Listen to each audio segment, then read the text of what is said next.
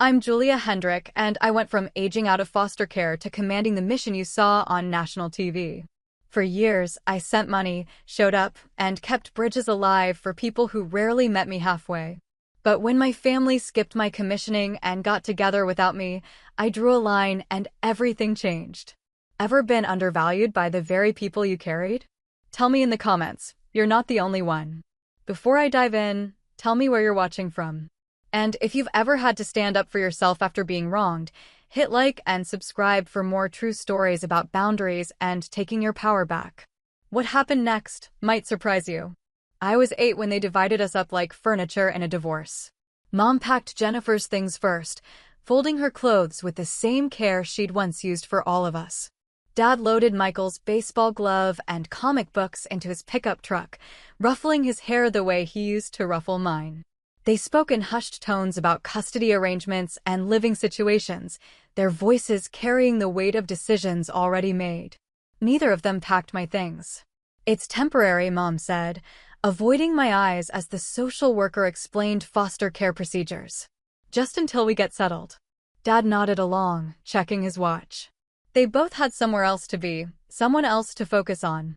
The social worker's hand felt foreign on my shoulder as we watched their cars pull away in opposite directions, my siblings waving from rear windows that grew smaller until they disappeared entirely. The Hendersons were my first placement. Clean house, strict rules, rotating chores posted on a laminated chart. Mrs. Henderson explained their system with the efficiency of someone who'd done this before. Breakfast at 7, lights out at 9, no phone calls after 8 p.m. I learned to navigate their routine quickly, understanding instinctively that compliance meant stability, and stability was all I had. Foster care operates on a different rhythm than family life. Everything feels borrowed: the bed, the dresser, the place at the dinner table. You don't unpack completely because you might need to leave. You don't get attached to bedtime stories or Saturday morning cartoons because those privileges can disappear with the next placement. You learn to carry what matters in a single backpack, ready to move when the adults decide it's time. But I still wrote letters. Every week, I'd sit at the Hendersons' kitchen table with notebook paper and a pencil, writing to Jennifer and Michael. I told them about school, about the other kids in the house, about the dog next door who barked at squirrels. I sent birthday cards bought with my allowance money, carefully selecting ones that seemed appropriate for siblings I was slowly growing apart from. The return letters came sporadically, Jennifer's filled with details about dance classes and new friends, Michael's shorter, usually asking for help with homework I couldn't remember how to do. The photos hurt the most. Mom would send updates every few months, Jennifer at a school play, Michael at a baseball game, family barbecues where they looked settled and happy. I'd study these images, searching for some sign that I was missed, some empty space where I should have been standing. Instead, I saw completion. They looked like a family without me. At the Hendersons, I shared a room with Kayla, another foster kid who'd been there 2 years. She taught me the unspoken rules. Don't mention your real family too much. Don't complain about the food. Always say thank you. "They're good people," she'd whisper after lights out, "but we're not their kids. Remember that." I tried to, but part of me kept hoping someone would claim me permanently, that the temporary arrangement would resolve itself in my favor. Christmas was the hardest. Mom would call on Christmas morning, putting Jennifer on the phone first. "We got so many presents," she'd say, her voice bright with excitement. "Mom got me a bike, and we're going to Grandma's for dinner." Michael would grab the phone next, telling me about video games and the fort he was building in Dad's backyard. When they passed the phone back to Mom, she'd ask how I was doing, but I could hear dishes clattering in the background, other conversations pulling her attention away. The Hendersons tried their best with holidays. They bought gifts for all the foster kids, wrapped in cheerful paper with tags that read, "From Santa." But their effort only highlighted what I didn't have: parents who remembered exactly what I'd wanted, siblings who fought over who got to give me their gift first, a grandmother's house that smelled like cinnamon and expected my presence. By 10, I'd stopped expecting visits. By 12, I understood that temporary had become permanent without anyone officially acknowledging the change. My siblings had new routines, new inside jokes, new memories that didn't include me. They'd adapted to their divided family structure while I remained the leftover piece, the one who didn't fit anywhere. The Hendersons were patient with my questions about why my parents couldn't take me to, why the arrangement had to be permanent, why family court had decided I belonged somewhere else. They explained adult complexities in child-appropriate language, but the truth was simpler and more painful. My parents had made their choices, and those choices hadn't included me. Still, I kept trying. When I got my first job at 15, stocking shelves at a grocery store after school, I sent money for Jennifer's dance costume and Michael's baseball cleats. When they graduated from elementary school, I bought cards and gift certificates, mailing them from whatever placement I was living in at the time. I attended their school events when I could manage transportation, sitting in bleachers next to other families, clapping alone. The effort felt necessary, like breathing. These were my people, even if I wasn't theirs. Every birthday card I sent, every phone call I initiated, every small gift I could afford was my way of maintaining the connection they seemed increasingly willing to let fade. I told myself that consistency mattered, that love was measured in accumulated small gestures, that eventually they'd see how much I'd invested in keeping us together. What I didn't understand then was that love isn't measured in effort when that effort isn't reciprocated. I was building a bridge that only I was walking across, maintaining relationships that existed primarily in my own mind. They'd moved on, created new definitions of family that worked for their circumstances. I was still holding on to something that had ended years earlier, when they drove away in separate cars and left me standing with a social worker who wasn't equipped to fill the space they'd vacated. The realization would come later, in sharp moments of clarity that cut through years of wishful thinking.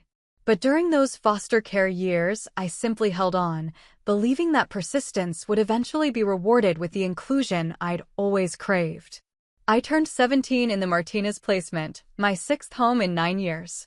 Mrs. Martinez baked a cake and invited the other kids to sing, but the celebration felt hollow. That night, Jennifer called to apologize for forgetting again.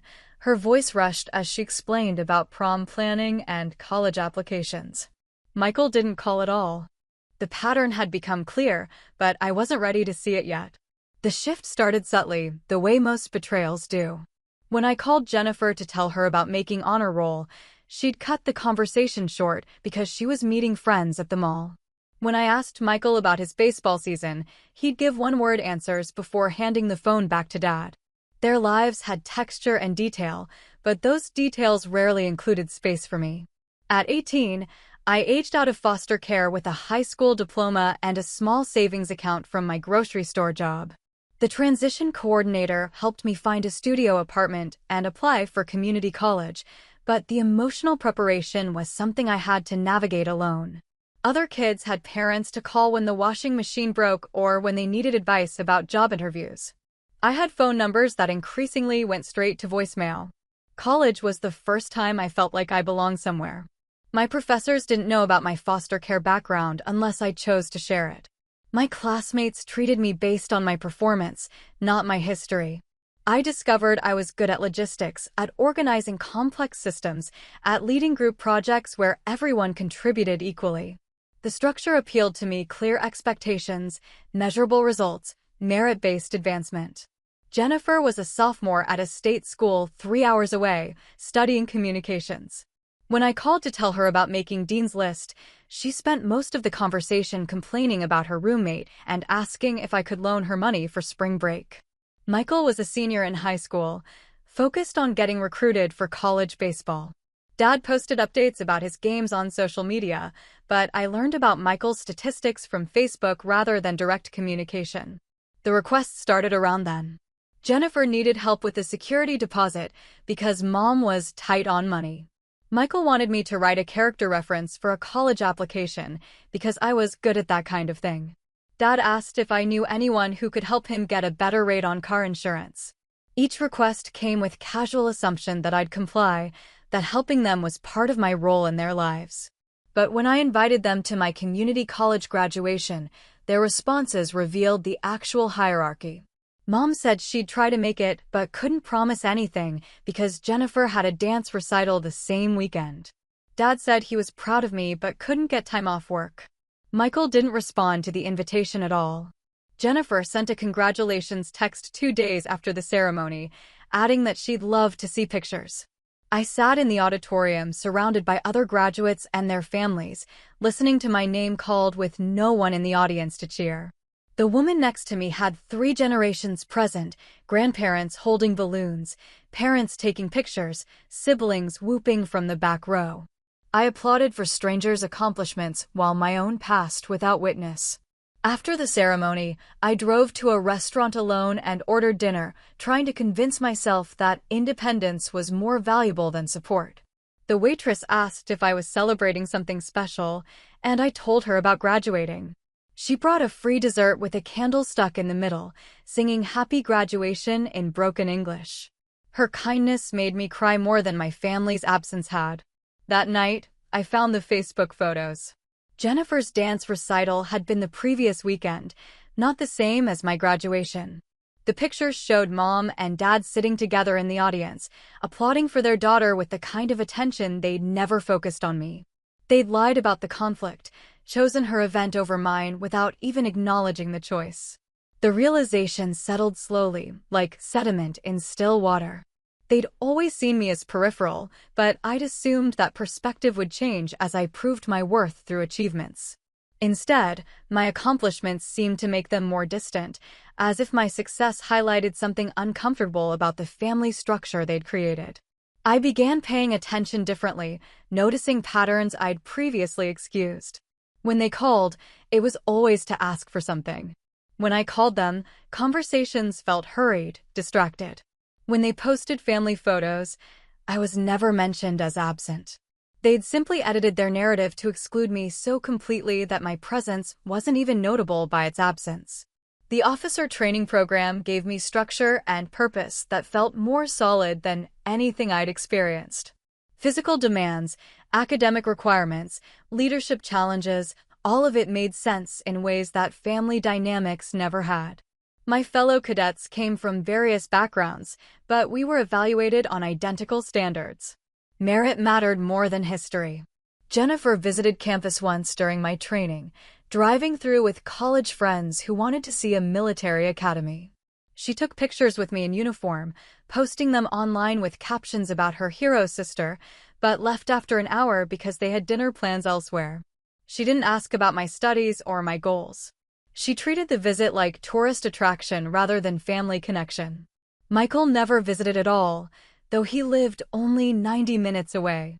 When I called to invite him, he said he was too busy with baseball season, then posted pictures the same weekend of a camping trip with friends. The message was clear: visiting me wasn't a priority worth rearranging other plans. The training culminated in a commissioning ceremony where new officers received their first assignments.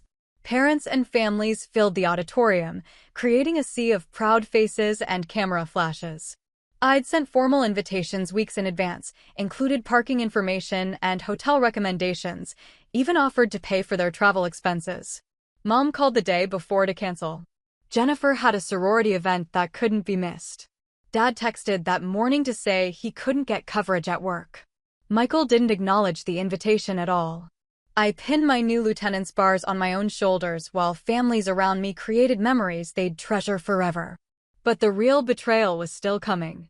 2 days later, Jennifer posted pictures from the weekend. A family barbecue at Dad's house, complete with grandparents, cousins, and extended family I rarely saw anymore. Mom was there too, laughing at Dad's grill, the divorce animosity apparently suspended for this gathering. Michael wore his baseball uniform, having come straight from a game. Everyone looked relaxed and happy, celebrating something I couldn't identify from the photos. The timestamp showed they'd all been together during my commissioning ceremony, not at the conflicting events they'd claimed prevented their attendance. They'd chosen each other over me, then lied about the choice to avoid acknowledging what it meant. I stared at those pictures for a long time, finally understanding something I'd been too hopeful to see clearly. This wasn't about busy schedules or competing priorities. This was about belonging, and I simply didn't belong in their version of family.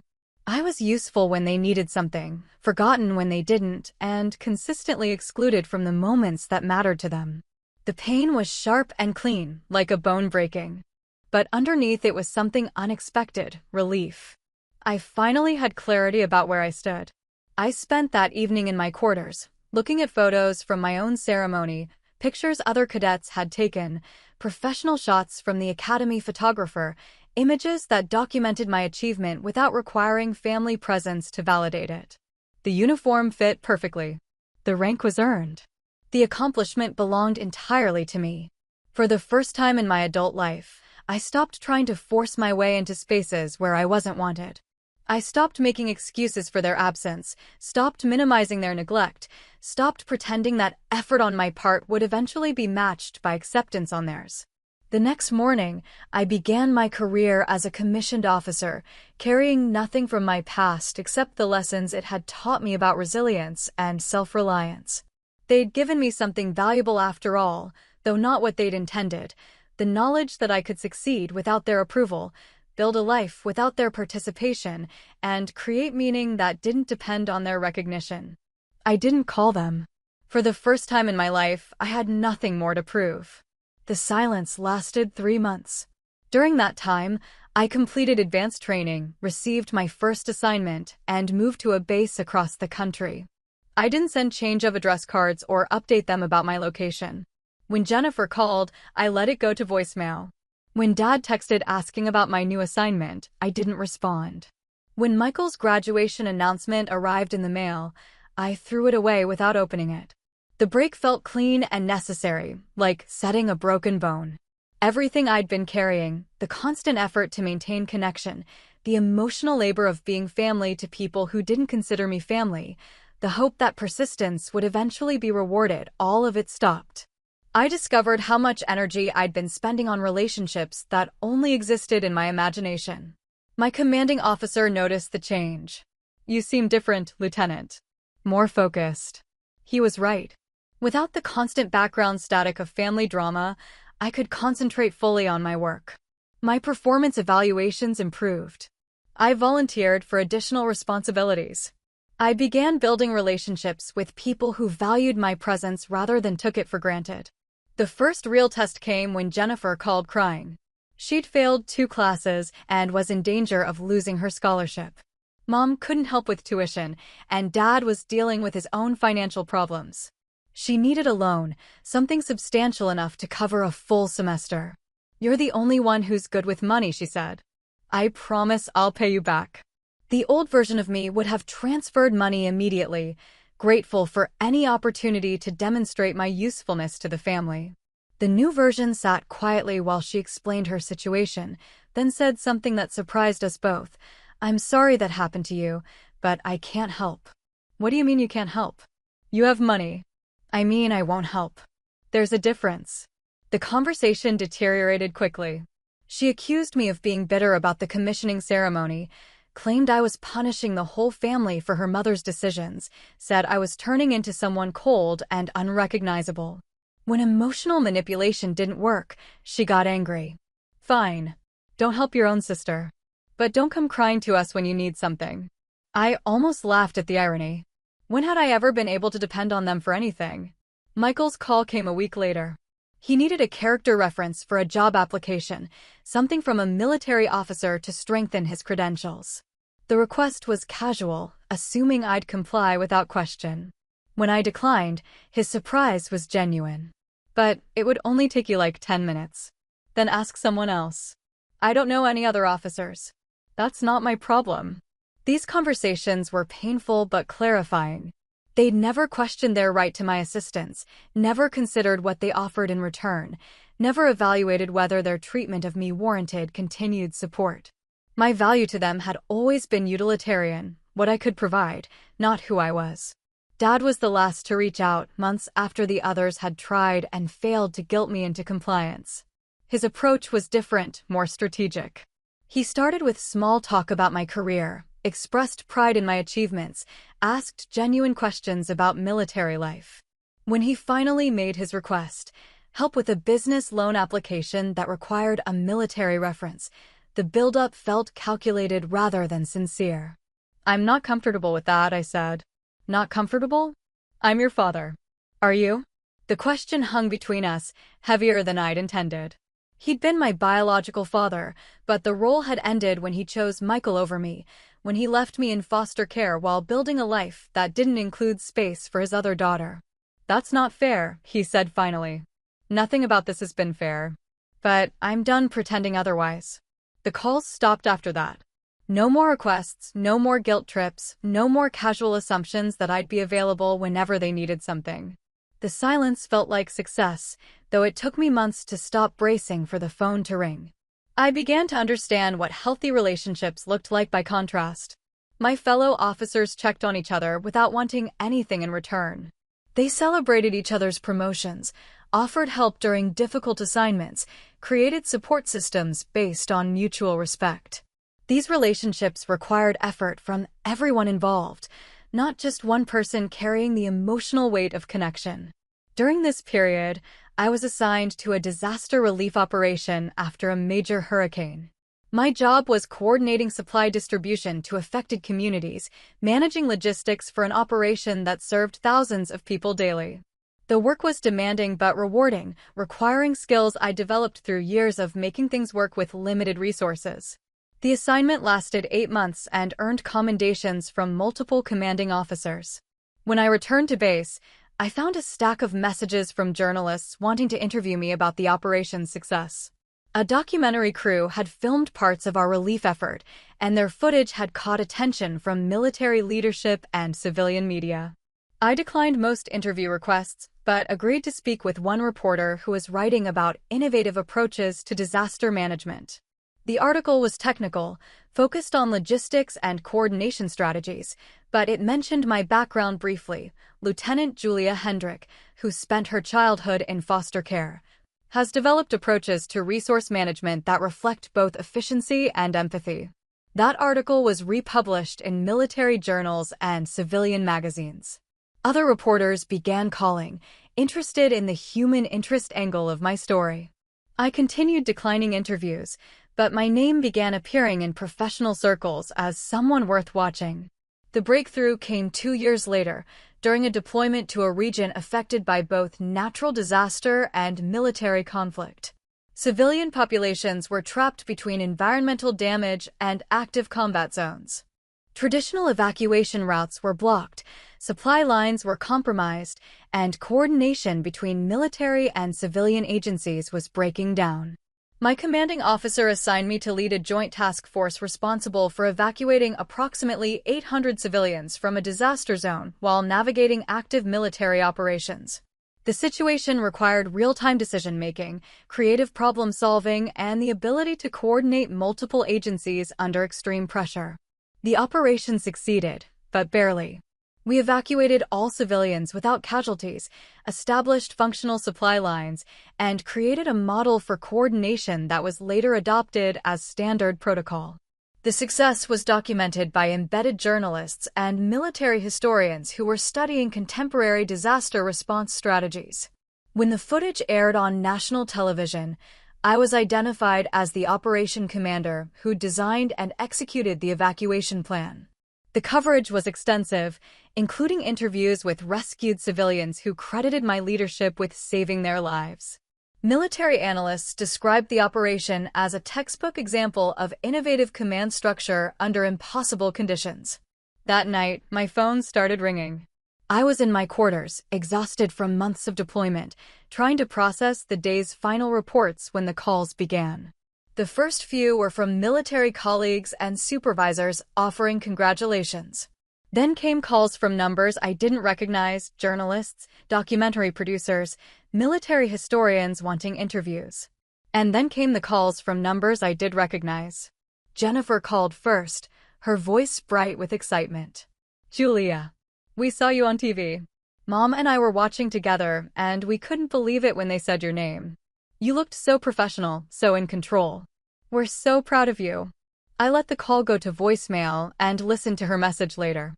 She talked for 3 minutes about seeing me on television, about how she'd called all her friends to tell them her sister was a war hero, about how she'd recorded the segment to show people.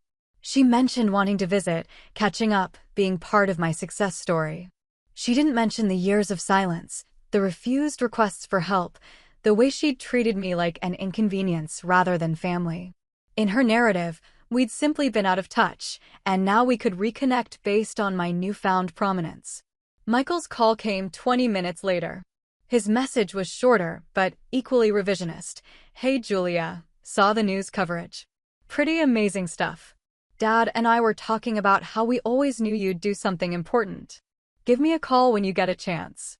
Dad called twice, leaving increasingly detailed messages about how proud he was, how he'd been following my career, how he'd always believed in my potential. Mom left 4 messages, each one more emotional than the last, talking about watching the coverage with tears in her eyes, about how she'd never doubted I'd make something special of my life. By morning, I had 58 missed calls from family members, extended relatives I hadn't spoken to in years, and people claiming connection to my success story. The voicemails painted a picture of a supportive family who'd been quietly cheering for me all along, who'd simply been respecting my space while I built my career. None of it was true, but the lies were so consistent that they almost felt believable. I listened to every message, sitting in my quarters with a cup of coffee, trying to reconcile these voices with the reality of our actual relationship. They spoke as if the years of neglect had never happened, as if my achievements reflected well on them, as if they'd earned the right to share in my moment of recognition. The knock came that afternoon, while I was reviewing deployment reports and trying to decide how to handle the media attention. Sharp, authoritative, the kind of knock that demanded response. I looked through the window and saw Dad standing at my door, still wearing his work clothes, like he'd driven straight from his job to my base. Behind him, in a car parked at the curb, I could see Mom in the passenger seat and Jennifer in the back. Michael wasn't visible, but I assumed he was there too. They'd coordinated this visit, driven several hours to show up unannounced at my quarters, ready to insert themselves into my success story. I stood at the door for a long time, key in my hand, listening to Dad knock again. Through the window, I could see him checking his watch, adjusting his shirt, preparing for a conversation he assumed would go well. Mom was reapplying lipstick in the car's side mirror. Jennifer was checking her phone. They looked exactly like what they were, people who'd ignored me for years until ignoring me became inconvenient, who'd written me out of their family story until my story became valuable enough to want back in. I had choices. I could open the door and let them explain themselves, listen to their apologies and justifications, allow them to rewrite history in ways that made them feel better about their behavior. I could be gracious and forgiving, the bigger person who welcomed them back despite their treatment of me. I could pretend that their sudden interest in my life was genuine rather than opportunistic. Or I could acknowledge what I'd learned about myself during the years of silence, that I was stronger without their approval, more successful without their support, happier without their drama. That family was something you built through consistent love and mutual respect, not something you inherited through biology and maintained through obligation. The knock came a third time, more insistent now. Dad was probably wondering why I wasn't answering, whether I was actually home, whether their surprise visit was working as planned. I looked around my quarters, clean, organized, filled with evidence of a life I'd built entirely on my own terms. Commendations on the walls, photos with my unit, books about military strategy and disaster management. Everything in this space represented choices I'd made without their input, success I'd achieved without their assistance, relationships I'd formed based on mutual respect rather than biological accident. They'd taught me something valuable during those years of abandonment, something they'd never intended to teach, that love isn't something you can demand or assume or inherit. It's something you earn through consistency, demonstrate through presence, maintain through reciprocity. They'd never offered me any of those things, but they'd shown me how to recognize them when they appeared in my life through other relationships. The knocking stopped. Through the window, I watched Dad walk back to the car, his shoulders set in frustration. They sat there for another 10 minutes, probably debating whether to try again, whether to wait longer, whether to leave a note. Eventually, the car pulled away from the curb and disappeared down the base road. I made coffee and returned to my reports, feeling something I'd rarely experienced in relation to my family: peace. They would probably try again, find other ways to reach me, other angles to approach the relationship they suddenly wanted to claim. But I'd finally learned something they'd been inadvertently teaching me for years, that I didn't need their permission to be successful, their presence to be complete, or their approval to be valuable. The phone started ringing again as evening approached, but I'd already turned off the sound. Tomorrow I would deal with journalists and interviews and the professional obligations that came with public recognition. Tonight, I would enjoy the quiet satisfaction of a life well lived on my own terms. Outside my window, the base was settling into evening routines. Soldiers were heading to mess halls, completing final duties, checking in with each other after a long day. These were my people now, not because of blood or biology, but because of shared values and mutual respect. We'd chosen each other through consistent actions rather than inherited each other through family accident. The documentary about our disaster relief operation aired 6 months later, winning awards and creating additional opportunities for the unit members who'd participated. I was promoted ahead of schedule and offered positions with increased responsibility. Speaking invitations came from military academies and disaster management conferences. My career trajectory had shifted dramatically, opening doors I'd never expected to walk through. The family calls continued sporadically, triggered by each new mention of my name in professional contexts. Jennifer left messages about wanting to visit, to introduce me to her fiancé, to include me in wedding planning. Michael called when he was considering military service himself, asking for advice about officer training programs. Dad tried different approaches: proud father, concerned parent, regretful man seeking reconciliation. Mom's messages were the most persistent and the most manipulative. She spoke about missing me, about regretting past decisions, about wanting to rebuild our relationship before it was too late. She mentioned getting older, facing health concerns, needing her daughter in her life. The emotional manipulation was sophisticated but transparent, designed to trigger guilt and obligation rather than genuine connection. I listened to all of their messages, but responded to none of them. Each voicemail confirmed my decision to maintain distance, revealing that their interest in reconciliation was still fundamentally self-serving. They wanted access to my success, connection to my achievements, association with my reputation. They didn't want me, they wanted what I represented. The clearest evidence came when Jennifer got engaged.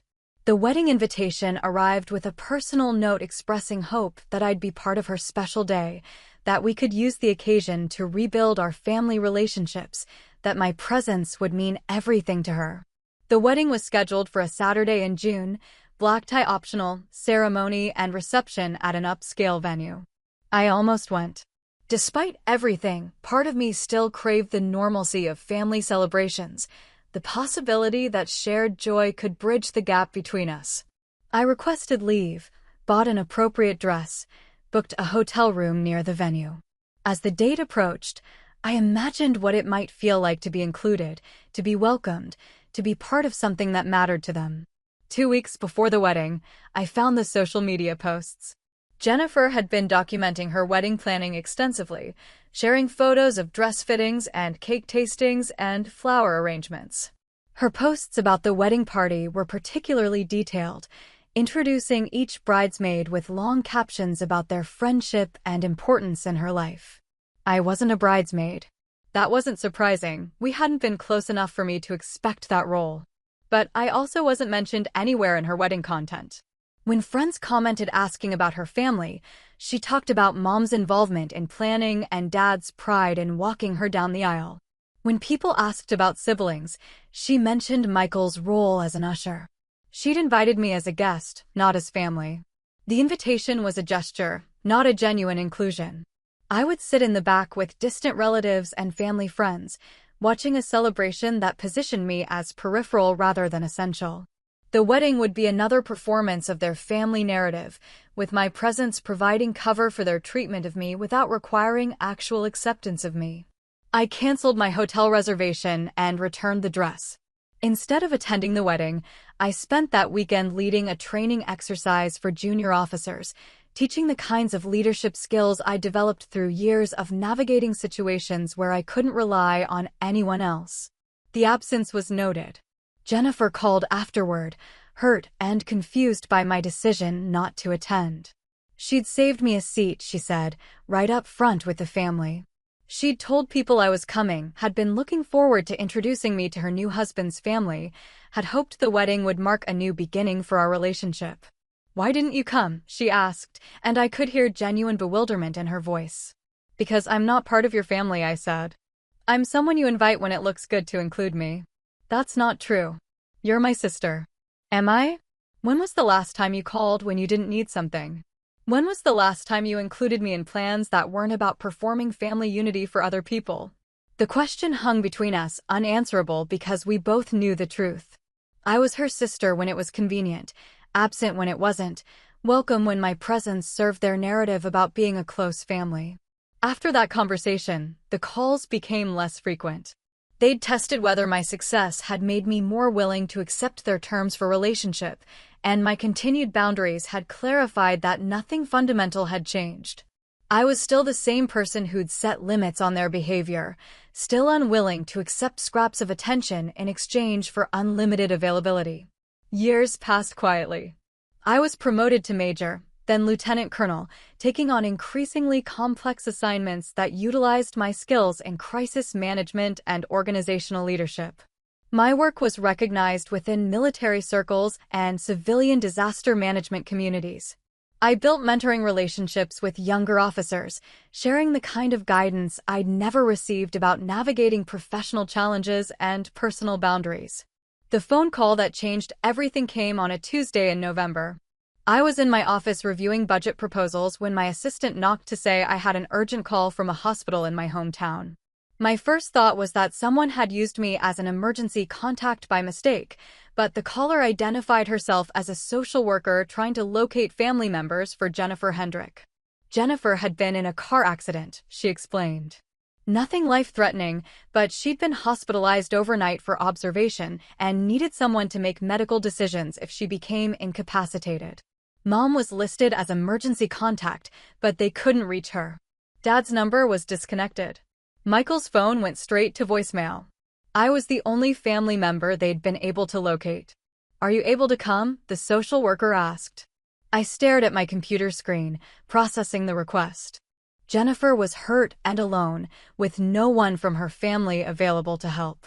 The irony wasn't lost on me. After years of being treated as peripheral, I was the only one they could find in an emergency. "I'm several states away," I said. "I couldn't get there for hours.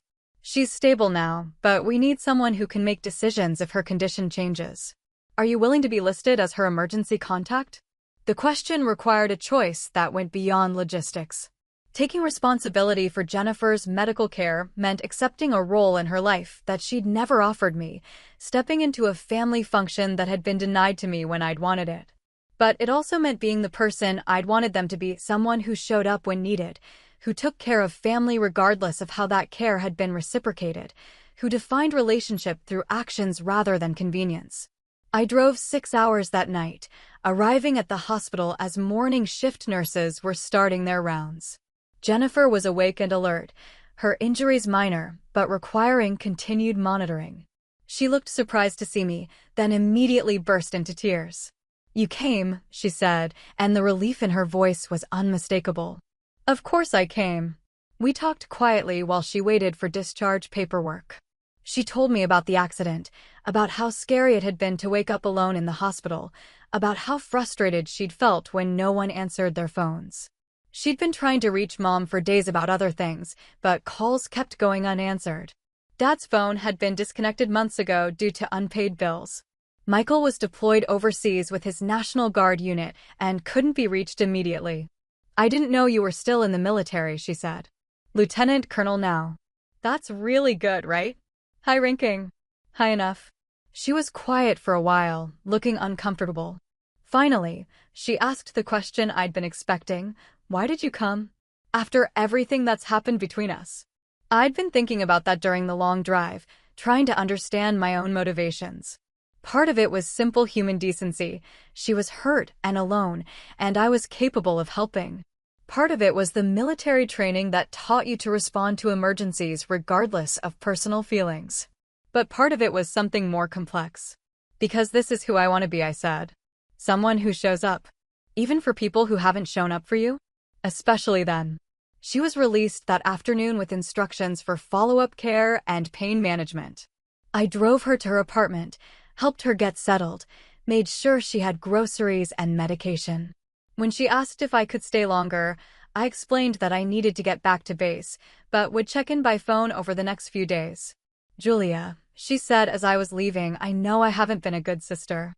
No, I agreed, you haven't. The honesty seemed to surprise her, but also relieve her. We'd both been carrying the weight of unacknowledged truth for years. I don't know how to fix it, she said. Maybe start by not needing anything from me, I said. Call because you want to talk, not because you want something. Include me in things because you enjoy my company, not because it looks good. Treat me like someone whose presence matters, not someone whose absence doesn't. She nodded, tears starting again. I can try to do that. We'll see, I said, not unkindly but without false optimism. The drive back to base gave me time to process what had happened. I'd crossed a line I'd maintained for years, engaging with family drama I'd worked hard to avoid. But the engagement had been on my terms, motivated by my values rather than their demands.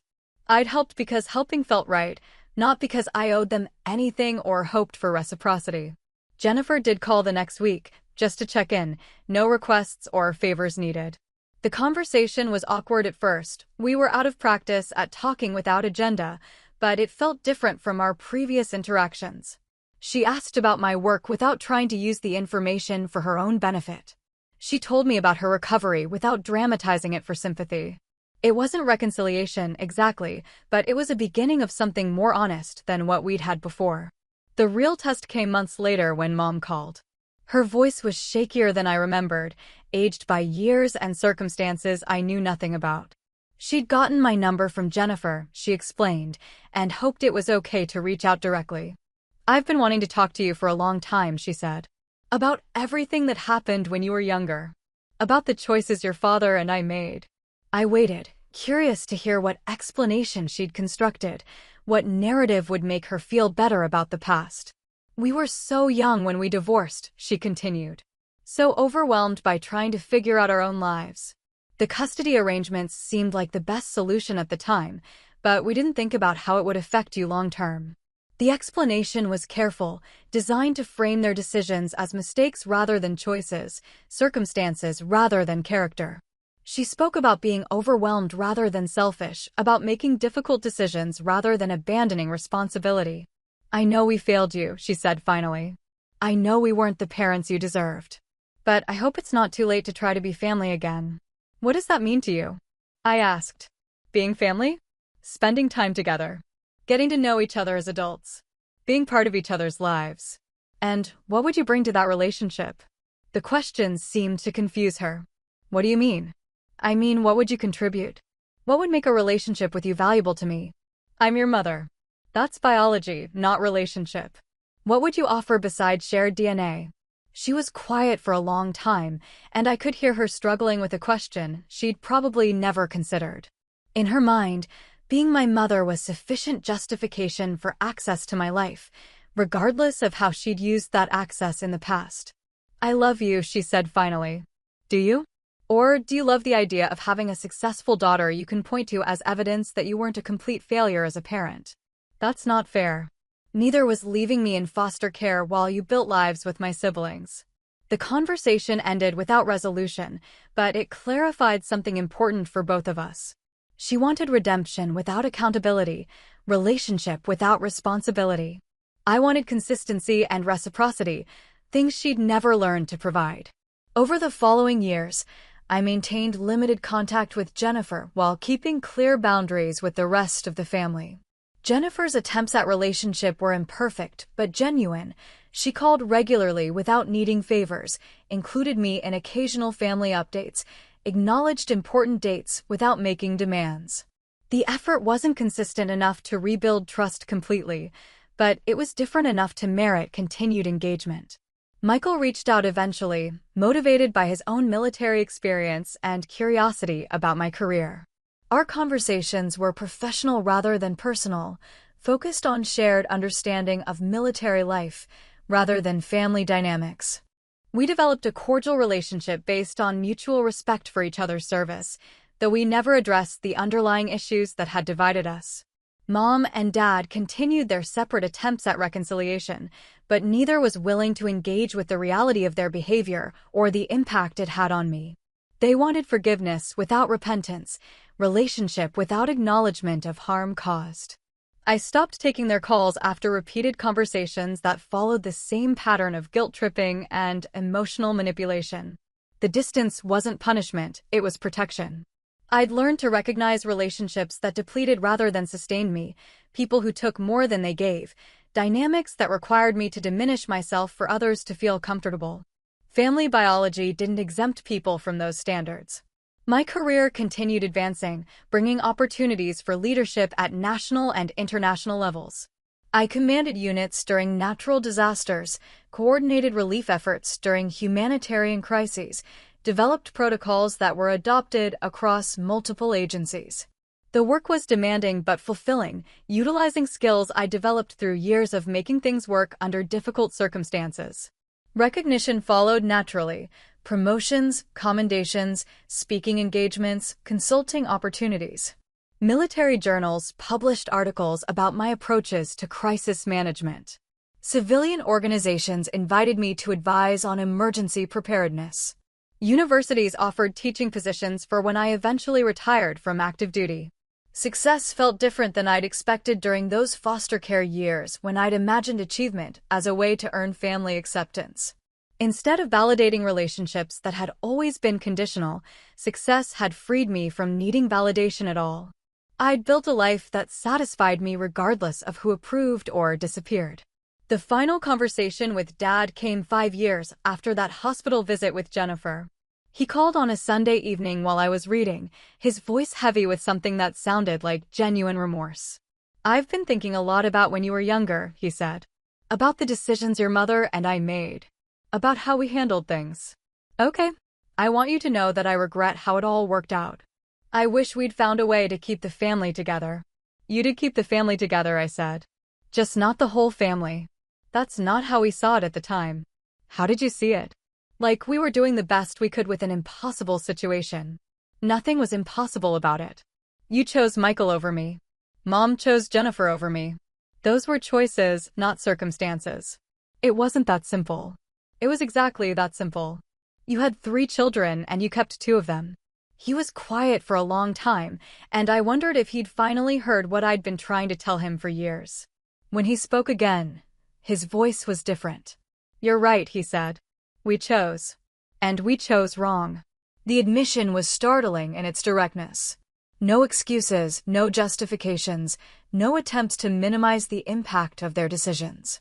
Just acknowledgement of choices made and their consequences. "Why are you telling me this now?" I asked.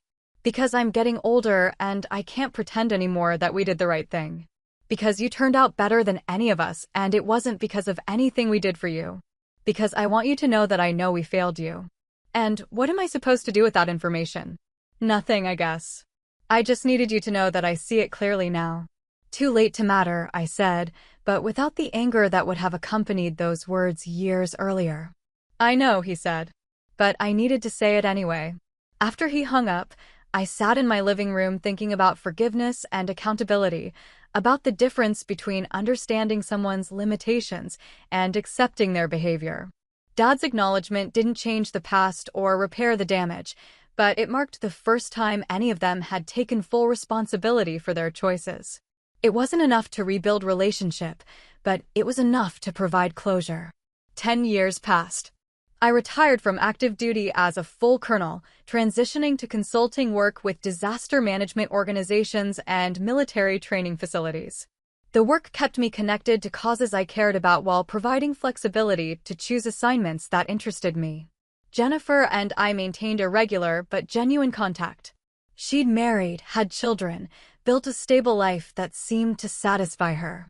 When she invited me to her son's baptism, I attended not as an obligatory family gesture, but because I wanted to meet the next generation and see how she'd evolved as a person.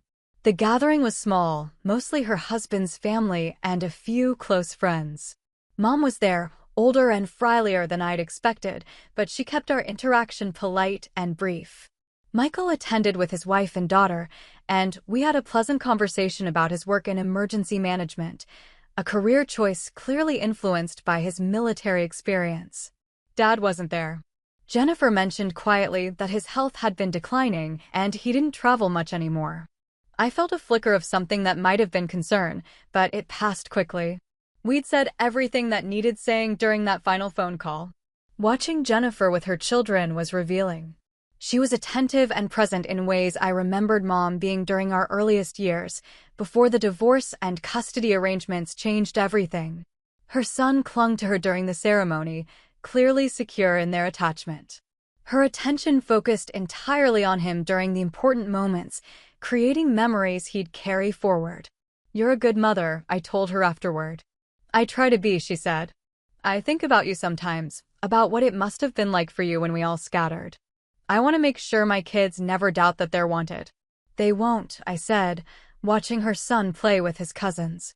"You can tell when kids feel secure." "I hope so. I want to be better than we were." "You already are." The drive home from the baptism gave me time to reflect on how much had changed since those early years when I desperately wanted inclusion in their family celebrations. I'd attended this event as myself, successful, independent, secure in my own identity, rather than as someone hoping for acceptance or validation. The difference was profound. I no longer needed their approval to feel valuable, their inclusion to feel complete, their recognition to feel successful. The relationships I maintained with them were voluntary rather than obligatory, based on present reality rather than past hope. That evening, I looked through photo albums from my military career, remembering the people who'd actually been present during important moments. My commissioning ceremony had been attended by my training cohort and commanding officers who'd invested in my development. My promotion ceremonies had been witnessed by colleagues who'd worked alongside me during challenging assignments. My retirement ceremony had been organized by junior officers I'd mentored, people whose careers I'd helped advance. These were my people, chosen rather than inherited, earned rather than assumed, maintained through mutual investment rather than biological accident. They'd celebrated my successes because they'd contributed to them, supported me during difficulties because they'd shared them, remained present during ordinary moments because they valued my company. The family I'd created through consistent choice and reciprocal care was more substantial than the one I'd inherited through biology and maintained through obligation. Understanding that difference had been the key to building a life that satisfied me completely. 6 months later, Jennifer called to tell me that Dad had died. "Heart attack, quick and relatively peaceful," she said. The funeral would be small, just immediate family and a few close friends. She wanted me to know in case I wanted to attend, but she understood if I chose not to. I thought about it for several days, trying to determine what felt right rather than what looked appropriate. Dad and I had achieved something like understanding during our final conversation, but our relationship had never progressed beyond that acknowledgement. He'd remained a stranger who'd contributed to my genetics, but not my development. In the end, I sent flowers with a card expressing sympathy for Jennifer's loss, but I didn't attend the service. My presence wouldn't have added anything meaningful to the occasion, and my absence didn't represent any remaining anger or resentment. It was simply an honest assessment of what our relationship had actually been. Jennifer called afterward to thank me for the flowers and to tell me about the service. It had been peaceful, she said, with speeches about Dad's work ethic and his love for his children. Michael had spoken about fishing trips and baseball games, memories that painted a picture of a father who'd been present and engaged during the good times. "I almost mentioned you in my speech," she said, "about how you turned out so well despite everything. But I wasn't sure if that would be appropriate." "Probably better that you didn't," I said. "Those kinds of tributes are for the living, not the dead." "Do you ever regret how things worked out?" "With all of us, I mean." "I regret that it had to work out that way," I said. "But I don't regret the choices I made in response to your choices." "That makes sense." "Besides," I added, regret assumes things could have been different. But people do what they're capable of doing. You all did what you were capable of doing, and so did I. And you're okay with that?" "I'm better than okay. I'm complete." The conversation ended with something that felt like mutual understanding rather than resolution. We'd all become exactly who we were going to become, shaped by circumstances and choices that couldn't be undone or significantly altered. Accepting that reality had been more powerful than fighting it. Now, in my 60s, I look back on a life that turned out differently than anyone could have predicted during those foster care years. The abandoned child became the commander who saved others. The unwanted daughter became the officer who earned respect through competence rather than inheritance. The forgotten sister became the mentor who helped other forgotten children find their own paths to success. The story wasn't about revenge, though people sometimes interpreted it that way when they learned about my family background and military achievements. It wasn't about proving them wrong or making them regret their choices. It was about discovering that the approval I desperately wanted wasn't actually necessary for building a meaningful life. They'd taught me something valuable without meaning to, that love and loyalty can't be demanded or assumed, only earned through consistency. That family is something you build through daily choices rather than inherit through biology. That success tastes better when it's achieved for your own satisfaction rather than someone else's validation. The knock at my door that night after the 58 calls had been the moment when I finally understood my own power. Not the power to make them want me. I'd been trying that for decades without success, but the power to decide whether their sudden interest mattered to me. Standing at that door, key in hand, I'd realized that I'd already won the only victory that mattered, the ability to build a life that satisfied me regardless of who approved. They could knock forever, but I'd already moved beyond needing them to answer. The years that followed brought unexpected opportunities and challenges that tested everything I'd learned about independence and self-worth. When the Pentagon offered me a position as senior advisor on disaster preparedness, the role came with visibility that extended far beyond military circles. Congressional hearings, international conferences, television interviews discussing emergency management strategies. Suddenly my expertise was sought by people who made policy at the highest levels. The irony wasn't lost on me that the skills I'd developed through childhood abandonment, resourcefulness, adaptability, the ability to function without support systems, had become professionally valuable in ways no one could have predicted. Crisis management, it turned out, was something I understood intuitively because I'd been managing crises since I was 8 years old. During one particularly high-profile congressional hearing about national disaster preparedness, a representative asked about my background and what had prepared me for this kind of work.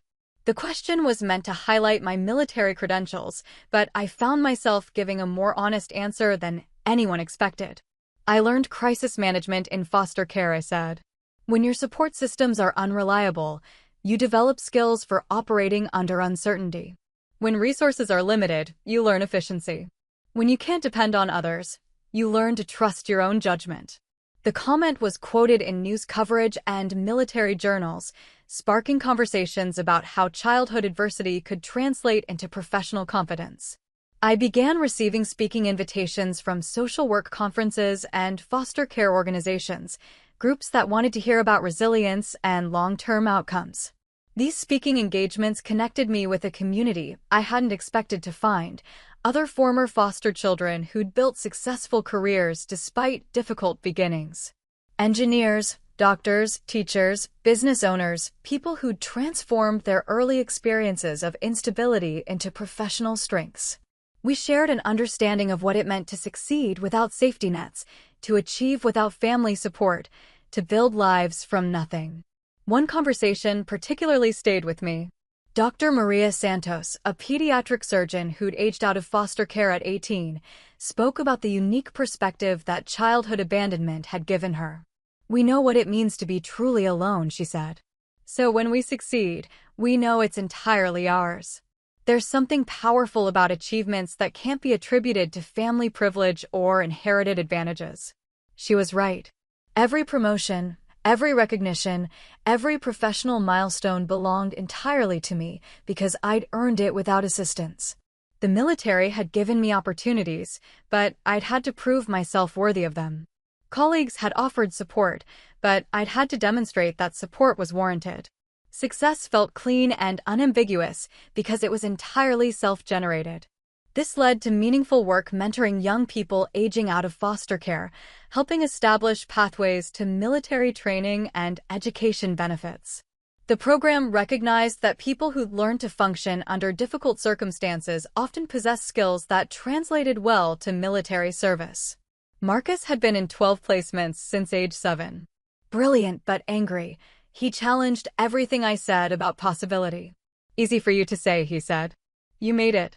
But what about the statistics showing foster kids are more likely to be homeless, unemployed, in prison?" Those statistics describe what happens when society fails to provide support, not what happens when people find ways to support themselves, I replied.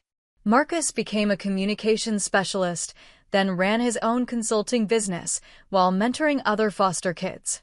His success wasn't despite his background, it was because of how it had prepared him for challenges that stopped other people. These mentoring relationships gave me something I hadn't expected, a sense of family that was based on choice and mutual investment rather than biology and obligation.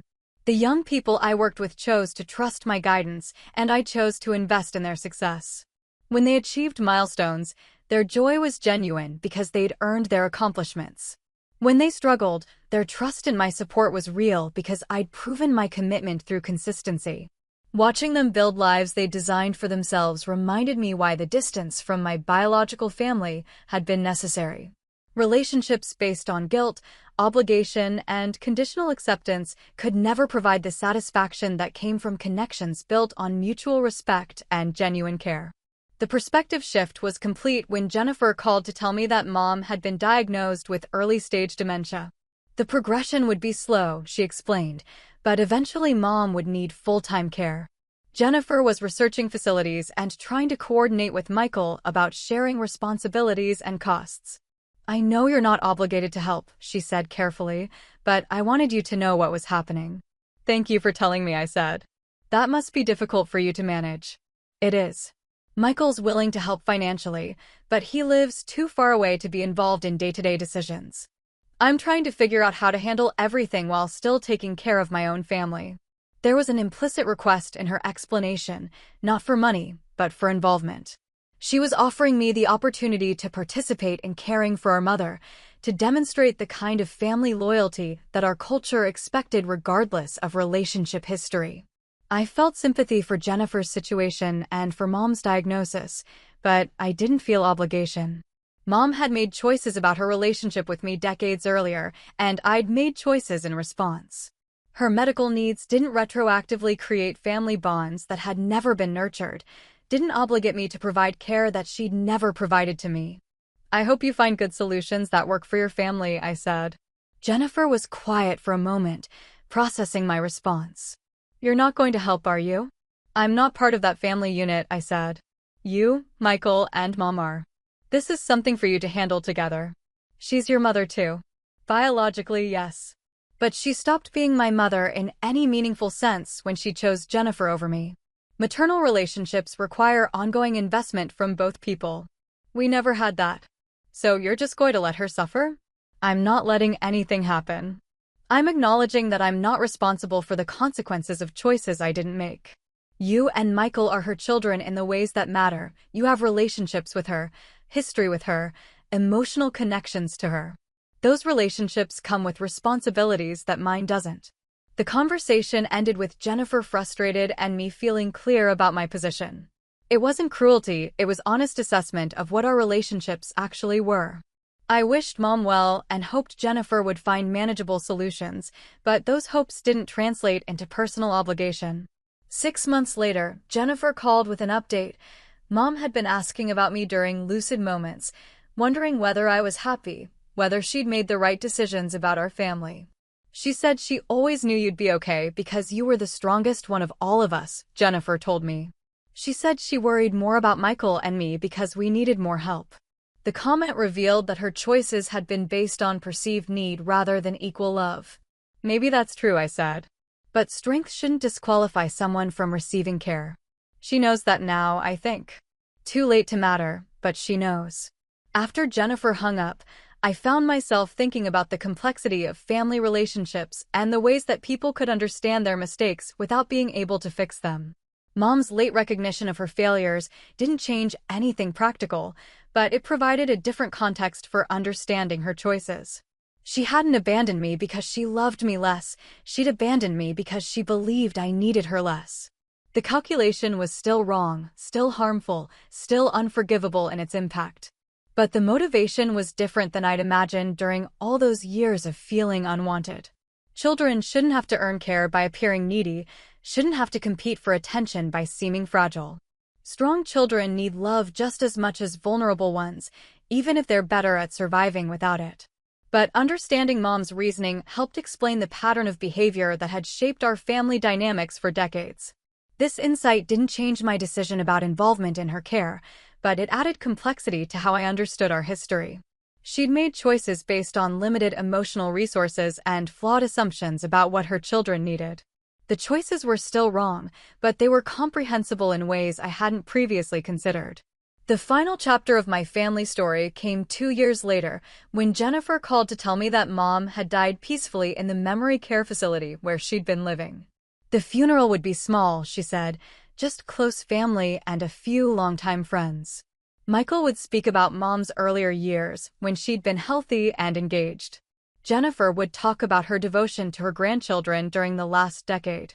"Would you like to say something?" Jennifer asked. "About your memories of her?" "I don't think that would be appropriate," I said. "My memories wouldn't fit with the service you're planning." "What do you mean?" "You're celebrating her life and her relationships. My experience with her was different. It wouldn't be fair to either of you or to her memory to introduce that complexity during a funeral." Jennifer was quiet for a moment. "You could talk about how she contributed to making you who you are." "She did contribute to that," I agreed. "But not in ways that would be comforting for people who loved her." I sent flowers again, with a card expressing sympathy for their loss. This time, I also wrote a separate note to Jennifer, acknowledging that losing a parent was difficult regardless of the relationship's complexities, and that I hoped she and Michael could find comfort in their positive memories. The gesture felt right, recognition of their grief without pretense about my own feelings, support for their experience without false claims about mine. It was honest in ways that family relationships rarely allow, clear about boundaries while still expressing care. In the weeks following Mom's death, I reflected on how completely my understanding of family had been transformed. The people who'd given me life had been largely absent from my actual living. The people who'd shaped my character and supported my growth had been chosen rather than inherited. The relationships that sustained me were built on mutual investment rather than biological accident. This wasn't a tragedy, it was simply a different story than the one our culture expects families to follow. Not all children are raised by their parents. Not all siblings maintain lifelong bonds. Not all family relationships survive the test of time and changing circumstances. These variations aren't failures. They're simply alternative outcomes that require different navigation strategies. The knock at my door that night after the 58 calls had represented a choice point that went beyond my relationship with my biological family. It had been a moment of deciding who I wanted to be, what kind of relationships I wanted to invest in, what standards I would maintain for how people could treat me.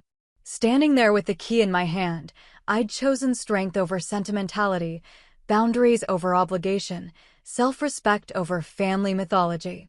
Those choices had led to a life that satisfied me completely, built around relationships that sustained rather than depleted me, structured according to my values rather than other people's expectations. They could knock forever, but I'd already found my way home. For years, I was the forgotten kid who still showed up, sending money, letters, and support to a family that left me in foster care. When they skipped my commissioning and got together without me, I chose something different: boundaries. This isn't payback, it's clarity. And what happened after I stopped rescuing the people who never rescued me might surprise you. If you've ever been used, sidelined, or treated like an afterthought, this story of stepping back and moving on is for you. Because the strongest kind of revenge? Peace. Thanks for being here.